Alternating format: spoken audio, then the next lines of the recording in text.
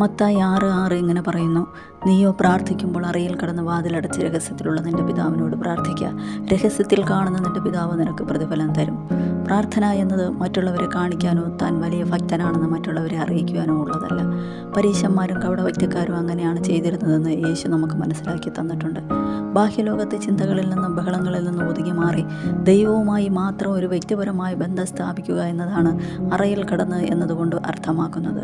പ്രാർത്ഥന എന്നത് ദൈവവും നാമും തമ്മിലുള്ള തികച്ചും സ്വകാര്യമായ ഒരു സംഭാഷണമാണ്. മനുഷ്യർ നമ്മുടെ പ്രാർത്ഥന കണ്ടില്ലെങ്കിലും കാണേണ്ട ഒരുവൻ നമ്മെ കാണുക തന്നെ ചെയ്യും.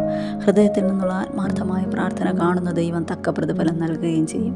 രഹസ്യത്തിലുള്ള സംഭാഷണത്തിന് ലഭിക്കുന്ന പ്രതിഫലം പരസ്യത്തിൽ കാണുവാൻ കഴിയും. പള്ളിയിലോ മറ്റ് സ്ഥലങ്ങളിലോ ഇരുന്ന് കൂട്ടായുള്ള പ്രാർത്ഥന ദൈവം വെറുക്കുന്നില്ല. പക്ഷേ അത് മറ്റുള്ളവരുടെ പ്രശംസ പിടിച്ചു പറ്റുവാനാകരുത് എന്ന് മാത്രം. നാളുകൾ കൊണ്ട് പല വിഷയങ്ങൾക്കും പരസ്യമായി പ്രാർത്ഥിച്ചിട്ടും തക്ക വിടുതലോ മറുപടിയോ ലഭിക്കാതെ ഭാരപ്പെടുന്നവരോട് യേശു കർത്താവ് പറയുന്നത്, രഹസ്യത്തിലുള്ള ആത്മാർത്ഥതയോടുകൂടിയ പ്രാർത്ഥന നിങ്ങളുടെ ജീവിതത്തിലുണ്ടായാൽ നിങ്ങൾ അനുഗ്രഹിക്കപ്പെടുക തന്നെ ചെയ്യും.